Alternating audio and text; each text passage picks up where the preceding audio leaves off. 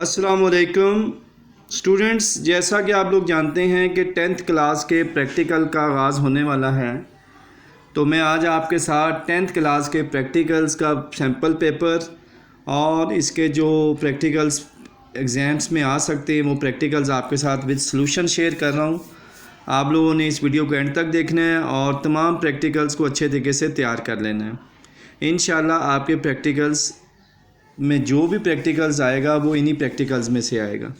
सबसे पहले स्टूडेंट्स, अगर आप लोग गौर से देखेंगे तो आपके पास ये प्रैक्टिकल्स का एक सैंपल आपके सामने मैं शेयर कर रहा हूँ। इसे गौर से देखें तो पहला प्रैक्टिकल है कनकेव मिरर को इस्तेमाल करते हुए पानी का रिफ्रैक्टिव इंडेक्स मालूम करें। ठीक है, find the refractive index of water by using concave mirrors. या इसके अल्टरनेटिव में क्या प्रैक्टिकल्स हो सकता है जी? Trace the path of a ray of light through a glass of prisms and measure the angle of deviations. यानी glass prism में से रोशनी की शुआ का रास्ता दरियाफ्त कीजिए और जाविया इन्हराफ की पैमाइश भी कीजिए। एक प्रैक्टिकल तो ये हो जाएगा, दो प्रैक्टिकल्स आएंगे, इनमें आपके पास चॉइस होगी, आप इनमें इन दोनों में से कोई एक करना होगा। 12 नंबर का ये प्रैक्टिकल्स होगा आपका। इसी तरीके से दूसरा प्रैक्टिकल्स आपके पास आ जाएगा, बार मैग्नेट इस्तेमाल करके मकनातीसी फील्ड का खाका बनाएं।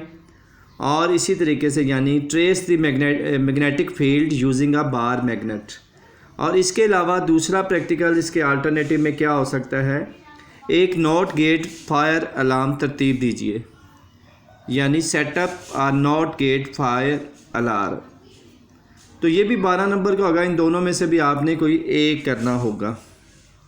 तो स्टूडेंट्स, ये प्रैक्टिकल का स्केच है आपके पास के दो प्रैक्टिकल्स आपने अटैम्प्ट करने हैं। 4 टोटल होंगे, पहले 2 में से एक करना होगा और आखिरी 2 में से भी आपने एक करना होगा। इसके अलावा स्टूडेंट्स, नोटबुक के 3 नंबर होंगे और वाइवा वॉइस यानी आपसे सवालात पूछे जाएंगे, इसके 3 नंबर होंगे। ये 6 मार्क्स तो तकरीबन हर स्टूडेंट्स को मिल ही जाते हैं। मोस्टली ऐसा होता है कि कॉपी के 3 नंबर दे दिए जाते हैं और वाइवा मोस्टली नहीं भी सुनते और बाज़ टाइम सुन भी लेते हैं, और लेकिन मोस्टली ऐसा ही होता है कि जो प्रैक्टिकल्स आया होता है उसी से मुतालिक वाइवा सुन लिया जाता है। तो खैर, आपने जो बुक के अंदर हर प्रैक्टिकल के एंड में सवालात दिए गए होंगे उनको एक दफ़ा पढ़ लेना है।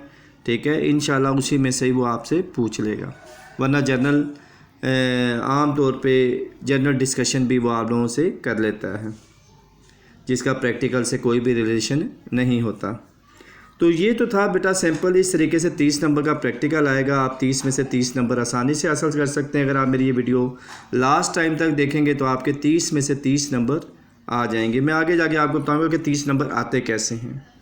ठीक है, क्या कोई रिसोर्स इस्तेमाल करना पड़ता है या आप लोग ये प्रैक्टिकल्स तैयार करके, या जो बातें मैं आपको एंड में जाके बताऊँगा वो बातें आपने उन पे अमल करना है, तो इंशाल्लाह आपके 30 में से 30 आ जाएंगे। स्टूडेंट्स, मैंने आपसे इससे पहले 2 वीडियोस प्रैक्टिकल्स की अपलोड कर दी हुई हैं जिनमें वर्नियर कैलिपर्स के प्रैक्टिकल्स के बारे में बताया गया है। मैं वीडियो को लंबा नहीं करूंगा। ठीक है, सारा सॉल्यूशंस इसमें आपको दिया गया है। एक्सपेरिमेंट है to find the area of a wire by measuring its diameter using a screw gauge. यानी आपने स्क्रू गेज को इस्तेमाल करना है और उसकी मदद से आपने area of a wire find करना है, मेजरिंग इट्स डायामीटर और डायामीटर्स फाइंड करना है। स्टूडेंट्स, सबसे पहले देखें, आपने मार्कर से हेडिंग लगानी है ऑपरेटर्स की, और जो ऑपरेटर्स यूज़ होगा वो आपने लिख देना। जैसे इसमें स्क्रू गेज और वायर का ऑपरेटर्स यूज़ हो रहा है, उसके बाद प्रोसीजर ये सारा लिखा हुआ है, इसको आपने अच्छे तरीके से देख लेना है। ठीक है, इसी प्रोसीजर को आपने राइट कर देना है कि हमें क्या क्या करना है इस प्रैक्टिकल्स के लिए। बेसिकली स्टूडेंट्स, यहाँ पे एक बात नोट कर लें कि मोस्टली जो प्रैक्टिकल्स के नंबर्स होते हैं वो प्रोसीजर जो है वो बड़ा इंपॉर्टेंट होता है इसमें। और जैसे प्रोसीजर के अंदर यहाँ पे हमने देखा है कि एरिया का फार्मूला आ रहा है पाई आर्स के, तो वाई के अंदर वो आपसे ये एरिया का फार्मूला पूछ सकता है कि एरिया का फार्मूला क्या है, डायामीटर का फार्मूला क्या है, या इसमें वो आपसे जो चीज़ पूछ सकता है वो ये पूछ सकता है कि लीस्ट काउंट स्क्रू गेज का मिलीमीटर में कितना है और सेंटीमीटर में कितना है। तो ये इस तरह के सवालात ये इन साइड से पूछ सकता है वाईवे के अंदर। उसके बाद देखें ऑब्जर्वेशन एंड कैलकुलेशंस हैं। देखिए कि डायग्राम आपके पास स्क्रू गेज की मौजूद है। ठीक है। आपको इसके सारे टूल्स पता होने चाहिए, ठीक है। और आपको पता होना चाहिए कि स्पेंडल क्या है, लीव्स क्या है, थिम्बल क्या है, ताकि आपको वो जो भी स्क्रू गेज दिखा के अगर आपसे पूछता है कि भाई ये चीज़ को क्या कहते हैं, तो आपको पता होना चाहिए। उसके बाद स्टूडेंट्स इसमें जो सबसे इम्पोर्टेंट चीज़ है वो है टेबल। टेबल की हेडिंग स्टूडेंट्स आपने अच्छे तरीके से तैयार कर लेनी है। रीडिंग तो डेफिनेटली जैसे जैसे आप करते जाएंगे चेक, वैसे वैसे आप रीडिंग्स को इंटर करते जाएंगे इसके अंदर। और मीन डायामीटर निकालने के लिए तीनों रीडिंग्स को प्लस करके 3 पे डिवाइड कर देंगे, और रेडियस निकालने के लिए डायामीटर को 2 पे डिवाइड कर देंगे तो वो रेडियस निकल आएगा। एरिया का फार्मूला होता है पाई आर स्क्वायर, उसमें आप पाई की वैल्यूज़ 3.14 पुट कर देंगे, और रेडियस जो भी आपने निकाला है 4.02 या जो भी आपके पास कैलकुलेशन में निकलेगा उसका स्क्वायर लेके 3.1416 से 14 से मल्टीप्लाई करेंगे तो आपके पास यहाँ पे जैसे मेरे पास एरिया आया है 0.507 सेंटीमीटर स्क्वायर, और मिलीमीटर्स में मेरे पास आया था 50.74 मिलीमीटर स्क्वायर। तो student the area of the given cylinder wire was 50.74 millimetre square और 0.507 सेंटीमीटर स्क्वायर। तो इस तरीके से ये प्रैक्टिकल्स आपका कंप्लीट हो जाएगा। स्टूडेंट थोड़ा सा फोकस करना है आपने, ये प्रैक्टिकल्स कोई मुश्किल नहीं होते। 30 में से 30 नंबर आसानी से लिए जा सकते हैं। फिज़िक्स में से 30 में से 30 लें, केमिस्ट्री में से 30 में से 30 लें, बायो में से 30 में से 30 लें, तो 90 में से 90 नंबर आप आसानी से ले सकते हैं। आगे जाके मैं बताऊंगा कि ये किस तरीके से आते हैं, लेकिन अगर आप 90 में से 90 नंबर ले लेते हैं तो आप ये समझ लें कि आपके जो नंबर्स हैं वो बहुत अच्छे हो जाते हैं। प्रैक्टिकल्स के नंबर आपकी एवरेज बड़ी अच्छी कर देते हैं, और जो कंप्यूटर वाले बच्चे हैं उनका कंप्यूटर का प्रैक्टिकल 50 में से 50 नंबर वो लेते हैं, तो 110 नंबर जब उनके सिस्टम में ऐड होते हैं तो डेफिनेटली उनका रिज़ल्ट बहुत अच्छा हो जाता है। नेक्स्ट प्रैक्टिकल की तरफ चलते हैं। नेक्स्ट एक्सपेरिमेंट हमारे पास है to find the acceleration of a ball rolling down an angle iron, also draw a graph between S and T scale. Students यहाँ पे देखें, सबसे पहले ऑपरेटर्स आ जाएगा, आयरन एंगल आयरन आ जाएगा, आयरन बॉल आ जाएगी, आयरन स्टैंड आ जाएगा, स्टॉप वॉच आ जाएगी, मीटर रूल आ जाएगा, ठीक है। इसके साथ नीचे प्रोसीजर लिखा हुआ है, ये सारा प्रोसीजर आपने बड़े अच्छे तरीके से इसको तैयार कर लेना है, ठीक है। तो आपका प्रोसीजर भी कंप्लीट हो जाएगा। उसके बाद आ जाएगी ऑब्जर्वेशन एंड कैलकुलेशन, जो तीसरा पार्ट इसका मेन है। टेबल के बारे में हर प्रैक्टिकल में मैं बेटा आपको बताता हूँ कि इसकी हेडिंग्स टेबल्स के अच्छे तरीके से याद कर लें आप लोग, ताकि रीडिंग तो ज़ाहिर बात है जैसे जैसे आप चेक करेंगे उसके अंदर एंटर होती जाएंगी, लेकिन आपने हेडिंग्स टेबल की याद रखनी है। और फिर मीन एक्सेलरेशन हमने फाइंड कर लेना है, ठीक है। मीन एक्सेलरेशन सारे मीन्स को प्लस करके 3 पे डिवाइड कर देंगे तो वो मीन एक्सेलरेशन निकल आएगा, और साथ इसका आपने जो ग्राफ बनाना था वो ग्राफ आपने बना लेना। 1 big square along X axis represent 1 millimetre, while 1 big square along Y axis represent 4s square, ठीक है। तो यानी टाइम्स जो है वो आपने वाई एक्सिस पे ले लेना है, ठीक है, और डिस्टेंस आपने जो है वो एक्स एक्सिस पे ले लेना, और फिर आपने इसका ग्राफ ड्रा कर देना है, ठीक है। तो ये ग्राफ जब आप इसका ड्रा करेंगे तो वो एक स्ट्रेट लाइन ग्राफ बन जाएगा। तो स्टूडेंट्स ये तो था हमारे पास to find the acceleration of a ball rolling down an angle iron, और also draw the graph between S यानी distance and T square time. इसी तरीके से स्टूडेंट्स अगला प्रैक्टिकल की तरफ चलते हैं। तो नेक्स्ट प्रैक्टिकल हमारे पास है to find the values of G by free fall method. इसमें सबसे पहले वही 3 चीज़ें जो आपने जहन में रखनी हैं। सबसे पहले है ऑपरेटर्स के, ऑपरेटर्स कौन सा यूज़ होगा इसमें, फ्री फॉल ऑपरेटर्स है, पेंडुलम बॉब है, थ्रेड है, कैंडल है, मैच बॉक्स है, पीस ऑफ चॉक है, और प्लम लाइन है। इसके साथ साथ ये प्रोसीजर है आपके सामने डिस्प्ले किया जा रहा है, ये प्रोसीजर आपने अच्छे तरीके से देख लेना है, और उसके बाद ये डायग्राम तो आपके पास मौजूद है, साथ ऑब्जर्वेशंस एंड कैलकुलेशंस आ जाएंगी, ठीक है, और इसके साथ साथ टेबल्स आ जाएगा जिसको आपने अच्छे तरीके से कर लेना। और याद रखना है टेबल्स के अंदर मिनिमम जो है वो 3 वैल्यूज़ जो है वो आपने कोट करनी है, यानी 3 दफ़ा उस एक्सपेरिमेंट को आपने रिपीट करना है, और फिर उसका एवरेज मीन ग्रेविटेशनल एक्सेलरेशन की एवरेज फाइंड कर लेनी है आपने। The values of the gravitational acceleration g is 981 centimetre square है, सेंटीमीटर पर स्क्वायर है, और 9.8 मीटर पर स्क्वायर है, ठीक है। तो इसी तरीके से स्टूडेंट नेक्स्ट प्रैक्टिकल्स की तरफ चलते हैं। नेक्स्ट प्रैक्टिकल हमारे पास है to verify the principle of movements by using a meter rod balanced on a wedge. Operators आ जाएगा, मीटर रॉड है, थ्रेड है, वेज वुड वेज है, वेट बॉक्स है, और ये प्रोसीजर आ जाएगा। प्रोसीजर बड़ा इंपॉर्टेंट होता है स्टूडेंट्स, इसको आपने अच्छे तरीके से राइट करना है। इसके बाद आपकी डायग्राम्स आपके सामने डिस्प्ले हो रही है। ऑब्जर्वेशन एंड कैलकुलेशन बड़ा इंपॉर्टेंट पार्ट है, ठीक है। इसमें आपने टेबल्स की हेडिंग याद रखनी है और सारी रीडिंग्स इसमें लिख के और फिर इसका रिजल्ट्स निकाल लेना। Sum of clockwise movement was equal to the sum of anti clockwise movements in equilibrium position which is called principle of movements, ठीक है। तो ये प्रिंसिपल ऑफ मूवमेंट्स की डेफिनेशन भी बन जाती है। इसी तरीके से नेक्स्ट एक्सपेरिमेंट है to study the relationship between load and extension Hooke law की मदद से, ठीक है। ऑपरेटर्स आपके सामने आ गया है, हेलिकल स्प्रिंग है, स्टैंड है, वेट बॉक्स है, मीटर रॉड है, और ये सारे आपके पास इसका प्रोसीजर आ गया है, ठीक है। ऑब्जर्वेशन एंड कैलकुलेशंस है स्टूडेंट्स। टेबल की हेडिंग्स अच्छे तरीके से याद कर लेनी है, ठीक है। उन हेडिंग्स की मदद से आपने ये वैल्यूज़ फाइंड आउट कर लेनी है और उसके बाद इसका ग्राफ जो है वो आपने ड्रा कर देना है। इसी तरीके से स्टूडेंट्स नेक्स्ट एक्सपेरिमेंट हमारे पास है to find the density of a body heavier than water using Archimedes principle, ठीक है। इसका ऑपरेटर सबसे पहले स्प्रिंग बैलेंस आ जाएगा, बीकर आ जाएगा, थ्रेड आ जाएगी, और ये सारा आपके सामने प्रोसीजर लिखा हुआ है इसका, ठीक है। डेंसिटी का फार्मूला आ जाएगा, ठीक है। उसके बाद आपने ऑब्जर्वेशन एंड कैलकुलेशन जो तीसरा पार्ट हमारा है, इसमें टेबल्स की हेडिंग याद करनी है और उसमें वैल्यूज़ पुट करके आपने रिजल्ट्स ले लेने हैं। एवरेज डेंसिटी फाइंड करनी है और वही आपका रिक्वायर्ड रिजल्ट होगा। हर एक एक्सपेरिमेंट 3 टाइम्स रिपीटेड होगा। इसी तरह स्टूडेंट्स हमारे पास नेक्स्ट एक्सपेरिमेंट आ जाएगा to find the values of G with the help of simple pendulum, और इसमें ऑपरेटर सबसे पहला पॉइंट आपके पास है metallic bob, stop watch, thread, cork, vernier callipers, iron stands, meter rod, piece of chalk. उसके बाद आपके पास प्रोसीजर आ जाएगा, ठीक है। प्रोसीजर के बाद ये आपके सामने डायग्राम्स आ रही है, और उसके बाद जो है main points observation and calculations का है, और ये सारी हेडिंग्स याद कर लेनी है आपने टेबल्स के, और उसमें वैल्यूज़ पुट करके मीन एवरेज निकालनी है जी की, और फिर वही आपका रिजल्ट्स होगा। इसी तरीके से स्टूडेंट्स आपके पास नेक्स्ट आ जाएगा टू ड्रा ये प्रैक्टिकल्स आप लोगों ने अच्छे तरीके से तैयार कर लेना, जिसमें ऑपरेटर्स हमें यूज़ होगा, थर्मामीटर्स यूज़ होगा, बीकर यूज़ होगा, स्प्रिट लैंप होगा, स्टैंड होगा, स्टॉप वॉच और पीस होगा, ठीक है। और ये सारा प्रोसीजर आपके पास आ जाएगा, ठीक है। इस ऑपरेटर्स को आपने एडजस्ट कर लेना है। उसके बाद आपके पास इसकी ऑब्जर्वेशंस आ जाएंगी, और ऑब्जर्वेशन के बाद इसका हम लोग ग्राफ ड्रा कर लेंगे, ठीक है।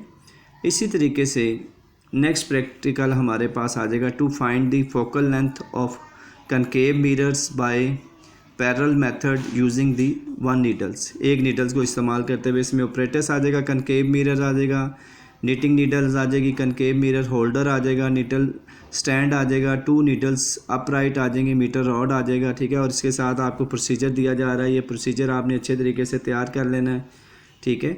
और इसके बाद आपके पास ये डायग्राम्स हैं, ठीक है। उसके बाद ऑब्जर्वेशन और कैलकुलेशन है, जिसमें मैं बार बार आपसे यही कह रहा हूँ कि तमाम टेबल्स की हेडिंग्स आपने अच्छे तरीके से तैयार कर लेनी है, और हर एक्सपेरिमेंट को 3 टाइम्स रिपीट करना है, और फिर उसकी मीन फोकल लेंथ यानी एवरेज निकालनी है, और वो जो एवरेज होगी वही आपका रिक्वायर्ड रिज़ल्ट होगा, जिस पे आपको नंबर मिलेंगे। इसके बाद स्टूडेंट्स हमारे पास नेक्स्ट एक्सपेरिमेंट्स आ जाएगा to find focal length of convex lens by using 2 needles. पहले हमने 1 नीडल से किया था, अब 2 नीडल से करेंगे, ठीक है। ऑपरेटर्स कनकेव लेंस है, नीटिंग नीडल्स है, लेंस होल्डर है, नीडल स्टैंड्स है, 2 नीडल्स अपराइट है, मीटर रॉड है और पेंसिल है, ठीक है। साथ ही इसका प्रोसीजर आपके सामने आ गया, ठीक है। इस प्रोसीजर को अच्छे तरीके से देख लेना है। इसके फार्मूले का सबको पता होना चाहिए, 1/f = 1/p + 1/q। डायग्राम्स आ गई, ऑब्जर्वेशन एंड कैलकुलेशंस है, और उसके बाद आपने इसकी हेडिंग्स टेबल्स की अच्छे तरीके से याद कर लेनी है। जो भी एक्सपेरिमेंट है 3 टाइम्स रिपीट करना है आपने, और मीन फोकल लेंथ आपने फाइंड कर लेनी है। अगर आप लोग चाहते हैं कि आपके 30 में से 30 नंबर आ जाए, तो इस वीडियो को कंप्लीट देखें, तसल्ली के साथ देखें और समझें, और इन प्रैक्टिकल्स को तैयार कर लें। आगे जाके मैं बताऊँगा कि किस तरीके से आप नंबर्स 30 में से 30 ले सकते हैं। एक्सपेरिमेंट नंबर 13 पे आ जाते हैं to find a refractive index of a liquid using a concave mirrors, ठीक है। सबसे पहले इसका ऑपरेटर्स आ जाएगा, ठीक है। Concave mirrors of a large focal length है, शार्प पॉइंटेड ब्राइट नीडल्स है, मिरर होल्डर्स है, स्टैंड्स है एंड मीटर रॉड्स है। उसके साथ साथ मैं आपके साथ ये शेयर कर रहा हूँ इसका जो प्रोसीजर है, इसको आपने अच्छे तरीके से राइट करना है। प्रोसीजर के दौरान जो भी फार्मूलाज हैं उनको अच्छे तरीके से आपने तैयार करना है, ठीक है। और इसके बाद मैंने जो ऑब्जर्वेशन एंड कैलकुलेशन जो तीसरा हिस्सा है, ये बड़ा इंपॉर्टेंट है। इस टेबल को आपने अच्छे तरीके से याद करना है और इसकी रीडिंग्स लेके 3 टाइम्स और फिर इसकी एवरेज फाइंड करनी है आपने, और वो जो एवरेज है वही आपका रिक्वायर्ड रिज़ल्ट होगा। इसके बाद स्टूडेंट्स हमारे पास नेक्स्ट एक्सपेरिमेंट आ जाता है to draw a graph V and I. Verify यानी ओहम लॉ को आपने वेरीफाई करना है। ऑपरेटर्स है, वोल्ट मीटर है, मीटर है, बैटरी है, कनेक्टिंग वायर है, रेजिस्टेंस है, रिहोस्टेट है, की है। अच्छा, ये जो इसका डायग्राम है ना इस एक्सपेरिमेंट के अंदर बड़ी इंपॉर्टेंट है। ये डायग्राम आपने बनानी है, उसके बाद प्रोसीजर लिखना है। इसका प्रोसीजर लिखने के बाद ऑब्जर्वेशन एंड कैलकुलेशंस हैं, ठीक है। मैंने कहा था जो भी टेबल आएगा उसकी हेडिंग्स और उसका जो फार्मूलाज हैं वो अच्छे तरीके से याद करने हैं। इनको पुट करके 3 टाइम एक्सपेरिमेंट करने के बाद आपने उसकी मीन एवरेज निकाल लेनी है। मिनिमम 3 टाइम्स है, ज़्यादा दफ़ा भी कर सकते हैं, जितनी दफ़ा करेंगे उतना अच्छा आपका रिज़ल्ट आ जाएगा। तो current was directly proportional to voltage होता है विच इज़ ओहम लॉ, इसे ओहम लॉ कहते हैं, ठीक है। और ओहम लॉ के मुतालिक है तो ओहम लॉ के मुतालिक वो वाई में आपसे ओहम लॉ की डेफिनेशन पूछ सकता है। इसी तरीके से अगर हम लोग बात करते हैं ग्राफ की, तो ये देखें ग्राफ जो है वो भी आपका ड्रा कर दिया गया है। ग्राफ, इसी ग्राफ की मदद से आपने इसको कंप्लीट कर लेना है। और इसके बाद नेक्स्ट एक्सपेरिमेंट हमारे पास है to find the resistance of galvanometer by half deflecting methods. तो इसमें सबसे पहले ऑपरेटर्स आ जाएगा, ऑपरेटर्स के बाद इसका प्रोसीजर आ जाएगा। आपने इस प्रोसीजर को अच्छे तरीके से तैयार कर लेना है। और उसके बाद स्टूडेंट्स आपके पास इसका टेबल आ जाएगा, जिस टेबल के बारे में मैं बार बार आपसे यही कह रहा हूँ कि ये टेबल्स आपने अच्छे तरीके से तैयार करना है, ठीक है। ये टेबल जितना अच्छे तरीके से इसकी हेडिंग्स याद होंगी उनमें वैल्यूज़ पुट करके आप एवरेज वैल्यूज़ निकाल सकते हैं और वही एवरेज वैल्यूज़ आपका रिज़ल्ट होगा। इसी तरीके से स्टूडेंट नेक्स्ट हमारे पास है to verify the laws of refraction by using glass slabs. बड़ा इंपॉर्टेंट है, न्यूमेरिकल्स प्रैक्टिकल्स बड़ा इंपॉर्टेंट है स्टूडेंट। सबसे पहले ऑपरेटर्स है, drawing board, drawing paper, drawing pins, common pins, lead pencil, protractor, scale, glass slabs, ठीक है। उसके बाद इसका प्रोसीजर है, बड़ा इंपॉर्टेंट है। ये प्रैक्टिकल तो बड़ा ही इंपॉर्टेंट है, ये तो मोस्टली रिपीटेड प्रैक्टिकल है ग्लास स्लैब वाला। इसको आपने अच्छे तरीके से तैयार करना है, इसकी डायग्राम भी बनेगी, ठीक है। और इसके साथ साथ इसके टेबल को अच्छे तरीके से याद करना है। एंगल ऑफ इंसिडेंस क्या है, एंगल ऑफ रिफ्रैक्शन क्या है, और फिर उसका रिफ्रैक्टिव इंडेक्स फाइंड करेंगे। 3 टाइम्स करने के बाद आप इसका रिज़ल्ट ले लेंगे। इसके बाद स्टूडेंट्स हमारे पास नेक्स्ट है to verify the truth table of OR gate, AND gate, NOT gate, NAND gate और नॉर गेट के। ये आपने अच्छे तरीके से तैयार करने हैं। इनके ऑपरेटर्स क्या होंगे, एलईडीज़ होंगी, बैटरी होगी, कनेक्टिंग वायर होंगी और 3 कीज़ होंगी, ठीक है। प्रोसीजर क्या है, first of all I draw a neat and clean circuit diagram, हमने इसकी ड्रा करनी है। I made the connections according to the circuit diagram के अंदर करेक्शन कैसे करना है। I change the values of input and noted the values of output for every case, और फिर I put these values in the table, और table में ये वैल्यूज़ पुट करके रिजल्ट्स लेने। ये गेट्स वाला जो है ये एक प्रैक्टिकल जो है मोस्टली एग्ज़ाम्स के अंदर आ जाता है, तो आपने इस तरीके से इन प्रैक्टिकल्स को अच्छे तरीके से तैयार करना है। मैं आपको यहाँ पे एक चीज़ क्लियर करता चलूँ कि प्रैक्टिकल जो हैं बड़े इंपॉर्टेंट हैं, और अगर हम एक प्रैक्टिकल्स को फोकस करते हैं तो इस प्रैक्टिकल्स के अंदर जो मेन 3 थिंग्स हैं वो क्या हैं स्टूडेंट्स। अगर आप लोग गौर करें तो सबसे पहले ऑपरेटर्स हैं, प्रोसीजर है और ऑब्जर्वेशन एंड कैलकुलेशंस है। 3 पॉइंट्स है इसके अंदर। आप इसको हम इस तरह भी डिवाइड कर सकते हैं कि 3 पोर्शन जिस बच्चे को आते हैं वो 30 में से 30 नंबर ले लेता है। अब देखें यहाँ होता क्या है कि जब हम प्रैक्टिकल्स करते हैं अक्सर बच्चों के माइंड में ये होता है कि प्रैक्टिकल्स करते हैं वो एग्ज़ामिनर जो है वो ग्रुप बना के दे देता है और उस ग्रुप की मदद से ही हम लोग जो है प्रैक्टिकल कर लेते हैं। तो ये तो कोई मुश्किल काम नहीं है, ये तो बड़ा आसान सा काम है, इसमें तो हम नंबर ले लेंगे। लेकिन ऐसा नहीं होता स्टूडेंट्स। जो ग्रुप में प्रैक्टिकल्स होता है नंबर उसके नहीं होते। जो आपको एग्जामिनर ने सबसे पहले जो भी प्रैक्टिकल आपने सिलेक्ट कर लिया है उसने कहना है इसको लिखो। अब जो लिखा है ना नंबर उसके हैं। एग्जामिनर को भी ये चीज़ पता है कि सब बच्चों ने देख के एक दूसरे से मिल के कर लेना है, लेकिन लिखने की बारी तो सबकी अलग-अलग है ना। वो तो लाइनों में आपने बैठ जाना है और फिर आपने वो प्रैक्टिकल लिखना है। तो अब एग्जामिनर ने अगर सख्ती करनी है तो उसने आपको जो लिखने के लिए दिया है उसके ऊपर करनी है। अब जिसने प्रैक्टिकल लिख लिया है ना उसको तो आसानी हो जाती है, क्योंकि चेक जब उसने करना है, उसने लिखा ठीक है तो उसने उसके अकॉर्डिंग ही देख लेना कि इसने एक्सपेरिमेंट भी ठीक किया होगा। क्योंकि एग्जामिनर इतने बच्चों को कैसे याद रख सकता है कि इसने कैसे किया, इसने कैसे किया। वो तो ग्रुप को देख लेता है, हाँ जी सही कर रहे हैं, ठीक है, नहीं कर रहे ठीक है। बेसिकली तो सारा काम आ जाता है आप लोगों का लिखने पे।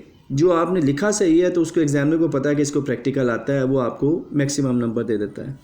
अच्छा, दूसरे नंबर पे आपसे जब भी वो प्रैक्टिकल वाला पूछेगा कि आपके प्रैक्टिकल में कितने नंबर्स हैं, तो आप अपने अच्छे नंबर बताएं 9th क्लास के अंदर कि मेरे अच्छे नंबर्स हैं, ताकि उसके अकॉर्डिंग वो आपको नंबर देगा। 2 बातें जहन में रख लें। तीसरी बात ये है कि प्रैक्टिकल्स में बाज़ टाइम ऐसा हो जाता है कि प्रैक्टिकल्स आपको 10-15 मिनट पहले पता भी चल जाता है कि प्रैक्टिकल्स क्या आने वाला है। वैसे मैंने आपको बता दिया, ये प्रैक्टिकल्स अगर आपके तैयार हैं और आप उसको रिवाइज़ कर लेते हैं तो आप आसानी के साथ प्रैक्टिकल्स कर सकते हैं। लेकिन मैं एक बात आपको बताता चलूँ कि अगर आप पूरे नंबर लेना चाहते हैं तो इनके प्रोसीजर्स, इनके टेबल्स, इनका ऑपरेटर्स ज़बानी याद करें। अगर आपने ये ज़बानी याद ना किया तो फिर नंबर्स नहीं आएंगे, और अगर आपके नंबर्स ना आए तो आपकी तो पोजीशन डाउन हो जाएगी। आपने 9th में 10th में इतनी मेहनत करके इतने अच्छे अच्छे नंबर लिए हुए हैं, और अगर आप जो है वो इनको याद नहीं करते, ऑपरेटर्स को और प्रोसीजर्स को और ऑब्जर्वेशन और कैलकुलेशंस को, तो आपके लिए तो मुश्किल बन जाएगी ना। तो इस मुश्किल को आसान करने के लिए अभी से आपके पास टाइम मौजूद है। जिस चीज़ का प्रैक्टिकल जैसे जैसे आ रहा है वो अपने टाइम को इन प्रैक्टिकल्स को उस तरीके से डिवाइड कर ले और उसके बाद अपनी तैयारी शुरू कर दें। अगर आपको ये प्रैक्टिकल्स आते हैं तो आपके 30 में से 30 नंबर आसानी से आ सकते हैं। कोई मुश्किल काम नहीं है, आप मेहनत करें, इंशाल्लाह अल्लाह ताला God help those who help themselves, खुदा उन्हीं की मदद करता है जो अपनी मदद आप करते हैं। आप कोशिश करें, इन चीज़ों को अच्छा याद करें। इंशाल्लाह मुझे उम्मीद है कि आप 30 में से 30 नंबर आसानी से ले लेंगे।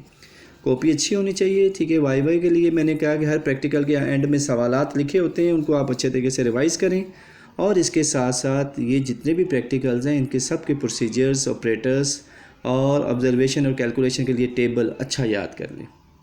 ग्राफ जिनमें बनाने हैं उनके ग्राफ को अच्छे तरीके से देख लें, तो इंशाल्लाह आपका प्रैक्टिकल बहुत अच्छा हो जाएगा। मुझे उम्मीद है कि इंशाल्लाह आपके प्रैक्टिकल अच्छे होंगे। मेरी दुआ भी है कि अल्लाह ताला आप सबको अच्छे नंबरों से कामयाब करे और आपका आगे फ़र्स्ट ईयर में अच्छे नंबरों से एडमिशन हो। अल्लाह हाफिज़।